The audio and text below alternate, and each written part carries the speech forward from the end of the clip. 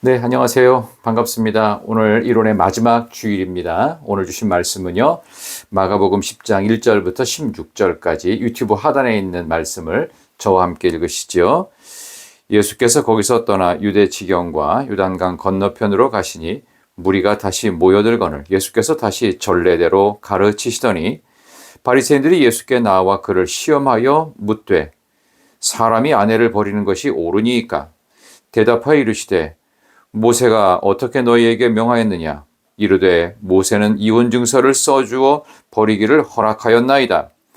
예수께서 그들에게 이르시되 너희 마음이 완악함으로 말미암아 이 명령을 기록하였거니와 창조 때로부터 사람을 남자와 여자로 지으셨으니 이러므로 사람이 그 부모를 떠나서 그 둘이 한 몸이 될지니라. 이러한즉 이제 둘이 아니요 한 몸이니 그러므로 하나님이 짝지어 주신 것을 사람이 나누지 못할지니라 하시더라. 집에서 제자들이 다시 이 일을 물으니 이르시되 누구든지 그 아내를 버리고 다른 데에 장가드는 자는 본처에게 간음을 행함이요 또 아내가 남편을 버리고 다른 데로 시집가면 간음을 행함이니라. 사람들이 예수께서 만져주심을 바라고 어린아이를 데리고 오매 제자들이 꾸짖거늘 예수께서 보시고 노하시어 이르시되 어린아이들이 내게 오는 것을 용납하고 금하지 말라. 하나님의 나라가 이런 자의 것이니라. 내가 진실로 너희에게 이르노니 누구든지 하나님의 나라를 어린아이와 같이 받들지 않는 자는 결단코 그곳에 들어가지 못하리라 하시고 그 어린아이들을 안고 그들 위에 안수하시고 축복하시니라. 아멘. 반갑습니다. 오늘 주일 주신 말씀을 가지고 약한 자의 친구가 되라. 약한 자의 친구가 되라 라는 제목으로 하나님 말씀 1월의 마지막 주일에 전하도록 하겠습니다. 지난 한 주간 또 지난 한 달 동안 어떻게 잘 지내셨는지요? 오늘 이 말씀 마가복음 이제 10장부터 시작되는 이 내용은요. 이번 수요일까지 1월 마지막 날까지 10장을 4번에 나누어서 다룰 텐데 여러분들 이제 계속되어지는 2월에는 예고 삼아 말씀을 드린다면 계속되어지는 마가복음 11장부터 16장 이렇게 해서 말씀을 이어가도록 그렇게 하겠습니다. 여러분, 누군가에게 꼭 필요한 존재가 된다는 것이 얼마나 중요한지 모릅니다. 내가 누군가에게 필요한 존재가 되면요, 그 사람은 나에게 어떤 느낌을 받느냐 하면은 저 사람이 내 편이구나, 어딜 가도 저 사람이 있겠구나 라고 하는 그런 든든함과 안정감이 생깁니다. 여러분들도 어딘가에 낯선 곳에 처음 갔는데 누군가 나에게 필요한 것들을 채워주는 필요한 사람이 누군가 되어준다면 그 누군가를 통해 우리는 안정감을 느끼고 또 가고 싶고 그 사람을 또 만나고 싶고 하는 그런 느낌이 들지요. 바로 그런 것처럼 저와 여러분의 삶 가운데에서 필요한 존재가 되는 것, 저는 2024년 한 해에 여러분들이 그러한 필요한 존재가 꼭 되시길 바랍니다. 그런 점에서 우리 인생에 가장 필요한 존재는 누구일까요? 바로 우리 예수님이십니다. 그 예수님께서는 우리의 삶에 반드시 계셔야 될 분이십니다. 반드시 필요한 것, 때로는 없어도 되는 것, 때때로 필요한 존재 말고요. 항상 언제든지 어떤 상황에서도 주님은 필요한 분이십니다. 가장 소중하고 가장 가치 있는 분입니다. 왜냐하면 거기에 가장 근본적으로는 천국을 약속하셨습니다. 지옥 권세를 십자가로 이기신 가장 필요한 예수님은 어딜 가시나 필요한 일들을 반드시 하셨는데 오늘 1절에도 보니까 이제 1장에서 9장까지는 마가복음의 내용은 간단해요. 9장까지는 저 갈릴리 북쪽 사역이고요. 그 다음에 10장부터 16장까지 예수님이 죽으시고 부활 승천하시기까지는 무조건 남쪽 지방 유대 사역입니다. 오늘 10장부터 유대 사역으로 들어가는데 유대 지경 요단강 건너편으로 가셨는데 전례대로 다시 가르치셨어요. 주님은 가르치신 이 사역을 항상 동일하게 한결같이 우리의 필요를 채우시는 가장 필요한 존재이셨습니다. 그러나 어떡하지요? 예수님 주변에는 이렇게 필요를 채워주는 주님의 마음을 전혀 모르고 주님처럼 필요한 분을 없애버리려는 암살 시도를 하는 무리들이 있었으니 2절에 나오는 바리새인들이었습니다. 바리새인들이 예수께 나와서 그를 시험하여 질문을 했다고 합니다. 사람이 아내를 버리는 것이 옳으니까? 라고 말이죠. 주님은 이 질문의 의도를 아셨을까요? 모르셨을까요? 알았습니다. 예수님만이 아니라 그 질문을 받을 만한 사람은 흔치 않고 대단히 그 지역사회의 높은 리더십을 갖고 있는 사람들 아니고서는 이 질문에 대해서 감히 묻지도 못하고 답변할 수 있는 사람도 없다고 봐야 돼요. 이 내용은요, 당시 정치적 질문이었습니다. 여러분이 아시는 것처럼 헤롯 안티파스가 헤롯 대왕의 둘째 아들인데요. 헤롯 안티파스가 자기의 이복 동생이었던 헤롯 필립의 아내인 헤로디아가 동생이 결혼을 했는데 헤로디아가 너무 이쁜 거예요.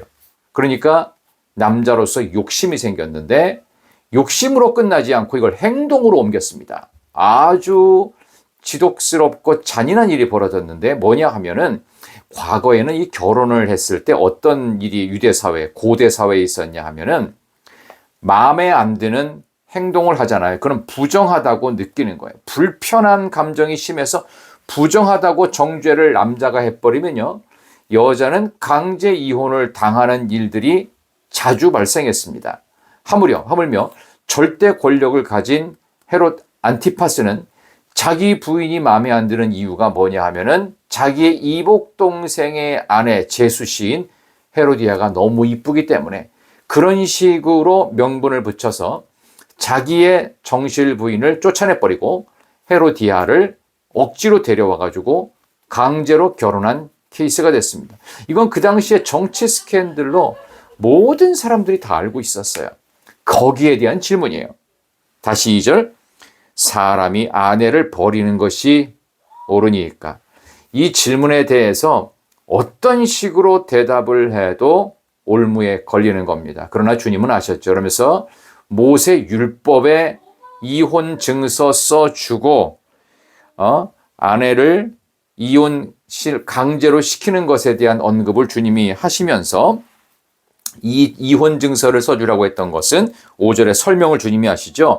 너희 마음이 완악함으로 말미암아 이 명령을 기록했다고 했습니다. 당시 고대 사회 때 말도 안 되는 이유로 이혼을 당했던 여성들은 여성의 인권이 없고 여성들은 인구 계수에도 안 들어가고 국방력에도 안 들어가는 그런 사회적인 가장 큰 약자였습니다. 고아와 과부와 어린아이들, 여기서 나오는 과부가 되는 겁니다. 그러면 이 과부는요, 거의 대부분 매음굴로 가서 생계형으로 몸을 파는 일을 밖에는 할 게 없었습니다. 바로 그러한 사회적인 최약자인 여성을 위해서 주님은 가장 필요한 말씀을 명확히 하셨어요.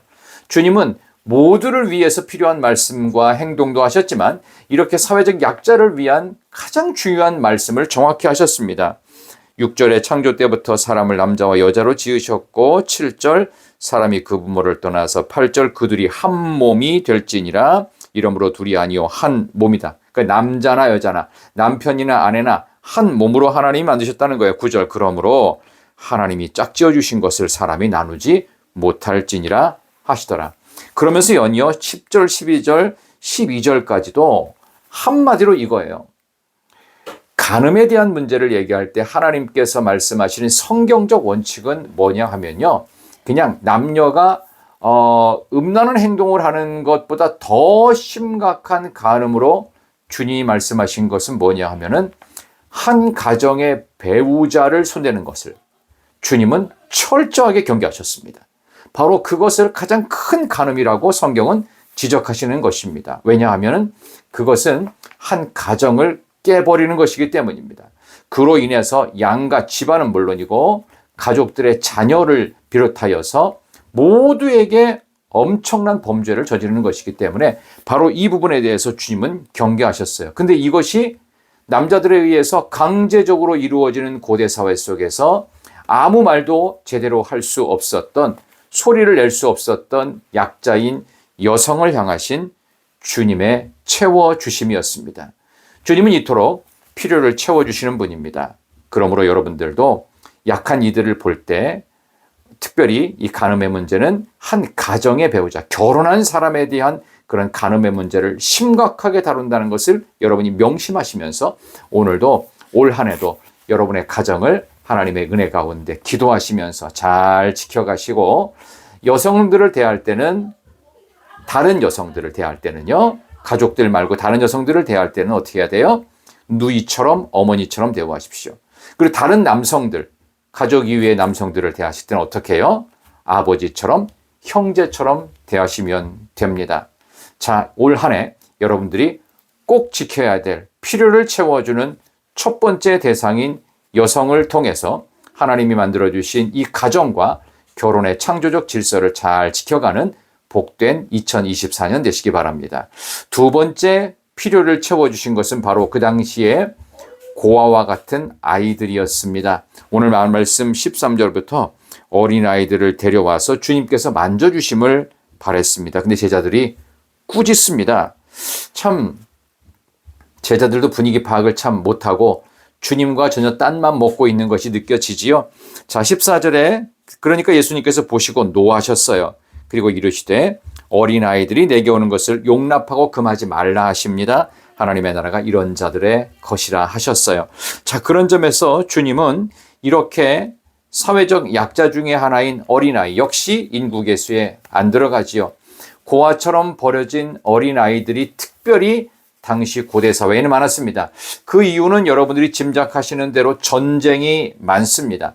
국지전, 내전, 동족 간의 전쟁들, 그로 인해서 아버지를 잃게 된 아이들은요, 무조건 고아가 되겠죠. 당시 왕족 정도 아니고서는 거의 다 고아가 된다고 보시면 됩니다. 그렇다면 여기 나오는 어린아이는 무조건 고아일 가능성이 높겠죠. 그런데 그들을 용납하고 금하지 말라. 하나님의 나라가 이런 자의 것이다. 왜냐? 어린아이들은 순수하고 순진해서 하나님의 나라의 주인공이 되는 것이 아니고, 그들은 부모가 없이는 아무것도 할 수 없는, 아까 말씀드린 전쟁에 나가서 아버지를 잃으면 무조건 고아입니다. 어떻게 살겠습니까? 남의 집 종이 되는 겁니다. 바로 이러한 것들을 주님께서는 근본적으로 막으시고자 이렇게 필요한 말씀을 해주셨다, 이 뜻입니다. 여러분, 올 한 해 주님처럼 누군가에게 필요한 존재가 되기 위해서 필요한 말들을 용기 있게 하실 필요가 있습니다. 진실한 말도 해야 되고, 그리고 여러분들이 필요한 말도 해야 되는데요. 여러분들에게 있어서 두 번째인 필요한 말들, 얼마나 중요한 사람을 살리는 것인지 모릅니다. 약한 이들이 있을 때 어린아이들, 또 여성들 참 소중한 존재로 다루시기를 바랍니다. 또 그 외에도 약한 이들이 있겠지요. 15절부터 한번 10절 볼까요? 누구든지 하나님의 나라를 어린아이와 같이 받들지 않는 자 결코 그곳에 못 들어간다 하셨고, 16절에 이 어린아이들, 고아가 된 어린아이들을 어떻게 해요? 안으시고 안수하시고 축복하셨습니다. 영적으로 본다면 저나 여러분이나 하나님 아버지를 믿지 않았다면 우리는 고아입니다.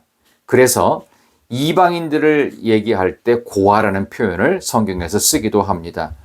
고아와 같이 너희를 버려두지 않으리. 내가 너희와 영원히 함께하리라. 성령이 오셨네. 성령을 통해서 우리는 예수 그리스도를 영접하고 하나님을 내 인생의 주인이요, 진정한 창조주요, 구원자로 믿게 되었습니다. 주님이 안 계셨다면, 성령 하나님의 인도하심이 없다면 우리 아버지 하나님 앞에 감히 갈 수 없는 고아와 같은 약자인 우리들을, 그리고 어떤 고난도 행사할 수 없었던 과부와 같은 여성들을, 이러한 약한 이들의 필요를 채워줄 수 있는 진정한 친구. 저는 얼마 전에 참 좋은 친구가 하나 생겼습니다. 참 감사합니다. 저에게 또 저희 가족에게 너무나 필요한 것들을 잘 채워주는, 물론 그 전까지도 친구들이 많았지만 또 최근에 생긴 친구가 있어서 때로는 이렇게 한숨이 많은 시절들, 또 눈물이 많은 시간들 속에서 때로는 후회가 많고 때로는 막막하고, 또 여러분들이 실직을 하셨거나 아니면 뭐 사업이 망했거나 아니면 여러 가지 일들이 안 돼가지고 낙심해 있거나 때로는 질병으로 인하여서 여러분들이 많은 고민과 고뇌로 밤잠을 못 이룰 때, 속 썩는 일들로 인해서, 뭔가 분노로 인해서 이렇게 힘들고 어려워서 무언가가 여러분의 감정과 여러분의 영혼을 채워주기를 바랄 때 필요한 친구가 있습니까? 약한 자의 친구가 되어 주신다면 여러분에게는 필요한 친구가 생길 줄로 믿습니다. 우리에게 영원한 친구이신 우리 예수 그리스도께서 2024년 한 해 여러분의 친구가 되셔서 여러분에게 필요한 말씀을 주시고 필요한 은혜를 주시고 필요한 것들을 공급하시는 놀라운 응답과 간증의 역사가 있는 참으로 축복된 2024년 또 1월의 마지막 주일 이번 한 주간 여러분들 잘 보내시기를 진심으로 축원합니다. 우리 주님이야말로 여러분에게 가장 필요한 분인 줄 믿습니다. 하나님 감사합니다. 참으로 귀한 날 저희들 오늘 이렇게 귀한 말씀을 듣고 참으로 약한 자의 필요를 채워줄 수 있는 진짜 친구가 되어주는 이번 한 주간이 되게 하여 주시기를 예수님의 이름으로 간절히 기도드리옵나이다. 아멘. 사랑합니다. 축복합니다. 여러분, 저는 내일 월요일 아침에 계속되어지는 요한복음 10장 이제 두 번째 단락으로 여러분을 찾아뵙겠습니다. 여러분, 내일 뵙겠습니다. 행복한 주일 맞으시기 바랍니다. 안녕히 계세요. 사랑합니다. 축복합니다.